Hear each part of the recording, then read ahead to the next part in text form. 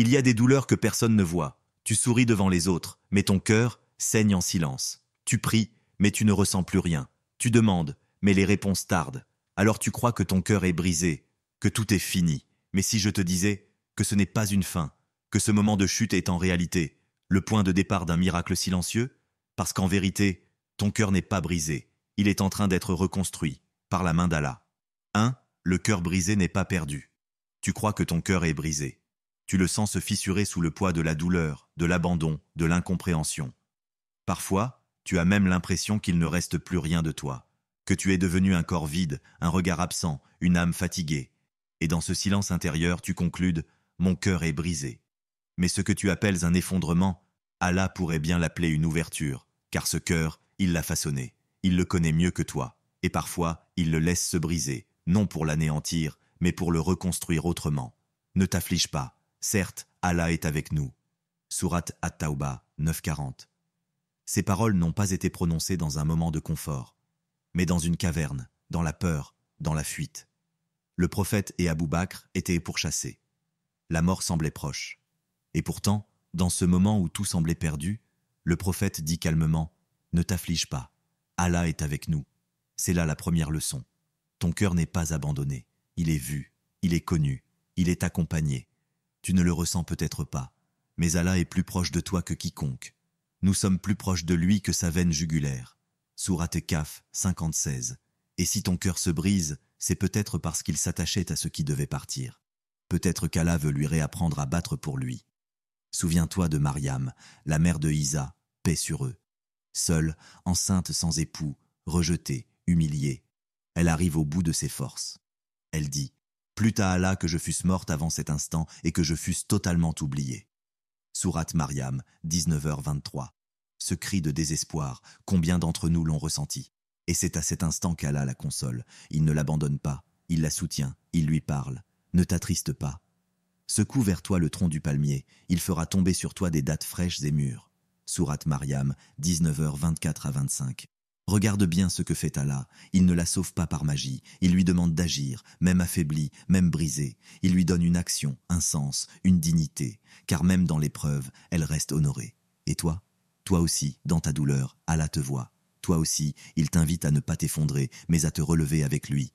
Question introspective, quand tu sens ton cœur s'écrouler, est-ce que tu prends le temps de regarder qui te le reconstruit?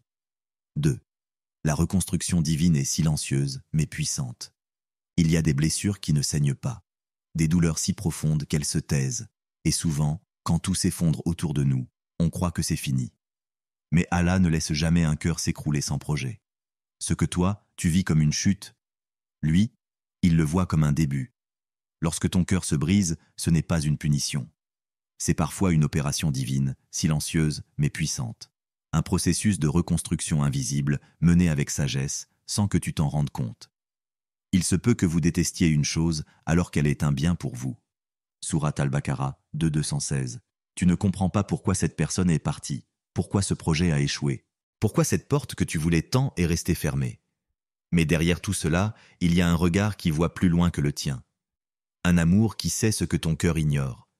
Et si Allah ne t'avait pas brisé, mais simplement libéré? Et si cette douleur que tu ressens était en réalité un nettoyage? Un retrait de ce qui t'alourdissait? Une libération de ce qui t'éloignait de lui? Imagine un vase ancien, fissuré.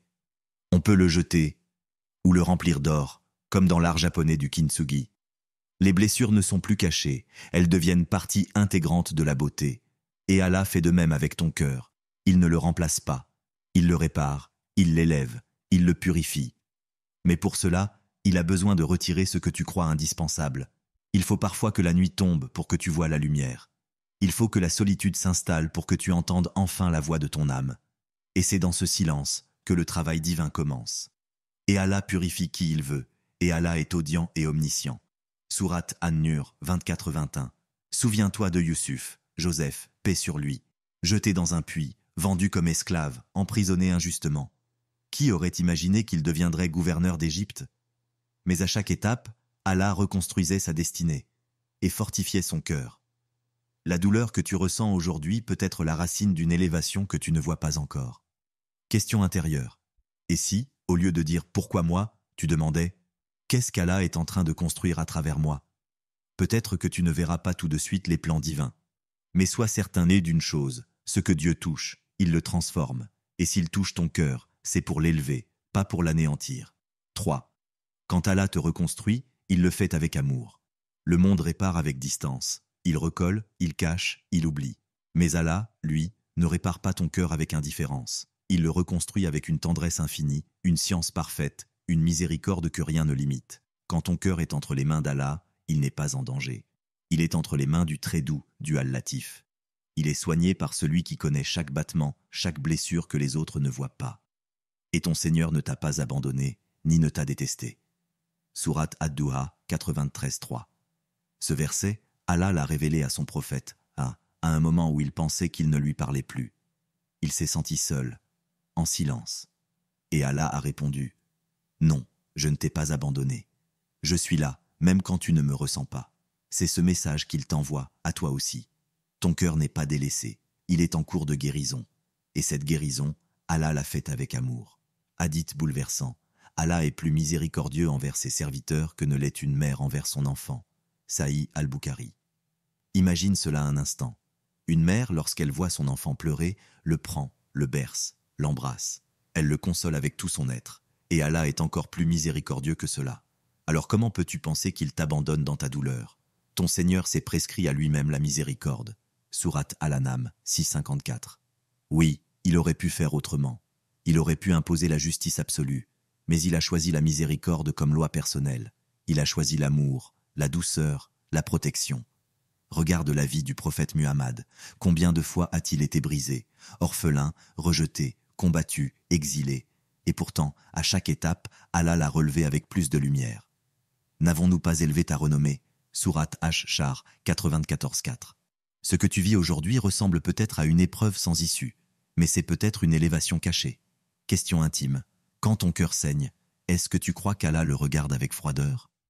Ou peux-tu commencer à croire qu'il le tient dans sa main avec compassion? La douleur, entre les mains d'Allah, devient une source de lumière. La tristesse, entre ses mains, devient une purification. Et ta solitude, entre ses mains, devient un rendez-vous sacré. Car lorsque Allah reconstruit, il reconstruit mieux. L'épreuve est un rappel, pas une punition. Lorsque l'épreuve frappe, le cœur accuse. Tu regardes vers le ciel, les larmes plein les yeux, et tu demandes « Qu'ai-je fait pour mériter ça ?» Mais si tu te poses la mauvaise question, tu ne trouveras jamais la paix. Et si l'épreuve n'était pas une punition, mais un rappel? Une invitation silencieuse à revenir à celui qui t'aime plus que tout? Et si cette douleur n'était pas une conséquence, mais une porte ouverte? Et nous vous éprouverons certes par un peu de peur, de faim, de perte de biens, de vies et de fruits. Et fais la bonne annonce aux endurants. Sourate Al-Baqarah 255.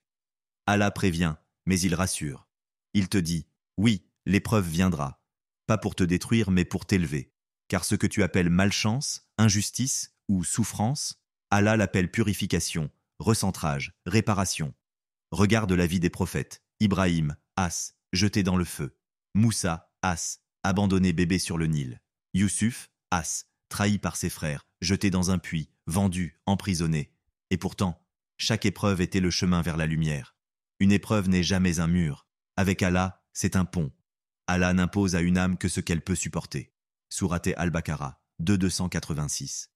Tu n'as pas été choisi au hasard. Ce que tu vis aujourd'hui est peut-être difficile, mais tu as été équipé pour y survivre. Et mieux encore, pour en sortir transformé. Réflexion. Quand Allah veut t'élever, il commence parfois par t'arracher à ce qui te retenait au sol. Et cela fait mal. Mais ce n'est pas une punition, c'est une réorientation vers lui. Et quand nous faisons goûter une miséricorde à l'homme, il s'en réjouit. Mais si un mal l'atteint à cause de ce que ses mains ont accompli, alors l'homme est désespéré. Sourate Ash-Shura 42-48.